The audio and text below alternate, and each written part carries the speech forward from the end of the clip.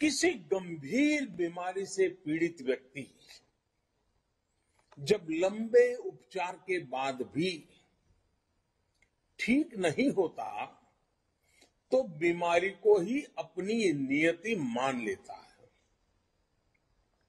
वो बीमारी से बनी उन परिस्थितियों को स्वीकार कर लेता है, उसमें जीना सीख लेता है। वो सोचता है कि किसी भी तरह चलो भाई दिन कट जाए।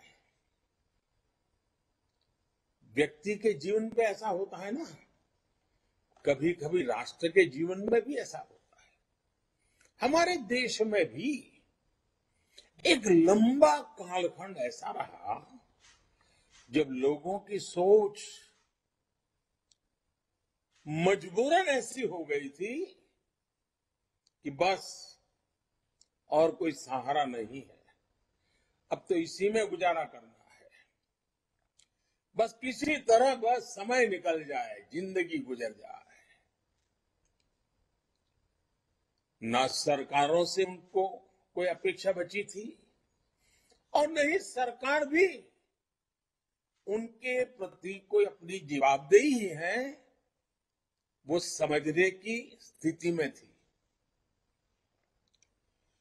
साथियों, देश की जनता ने 2014 में एक नया इतिहास लिखने का फैसला कर लिया। फैसला जनता का था। 2014 के बाद भाजपा देश को इस सोच से बाहर निकल करके लाई है। आज निराशा नहीं, आशा और अपेक्षा का युग। साथियों, आज भारत के लोग एस्पिरेशन से भरे हुए हैं। आज हिंदुस्तान का हर नागरिक नतीजे चाहता है, सरकारों का काम करते हुए देखना चाहता है।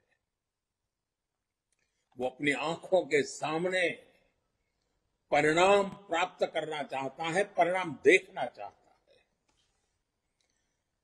राजनीतिक नफा नुकसान से अलग मैं इसे जनमानस में आया बहुत बड़ा पॉजिटिव चेंज मानता हूं। जब देश के 130 करोड़ लोगों की आकांक्षाएं इस प्रकार से जग जाती है तो निश्चित रूप से सरकारों की जवाबदेही भी बढ़ती है। उनके लिए काम करना अनिवार्य हो जाता है। सार्वजनिक जीवन के हर व्यक्ति के लिए ये जन जागृति अनिवार्य रूप से काम करने के लिए प्रेरित भी करती है, दबाव भी बनाती है। और इसलिए देश के लोगों की बढ़ती हुई एस्पिरेशंस में मैं देश के उज्जवल भविष्य को भली भांति देख रहा हूं।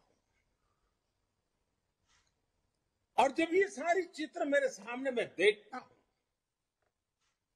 आत्मविश्वास से भरे हुए देश के युवाओं को देखता हूं,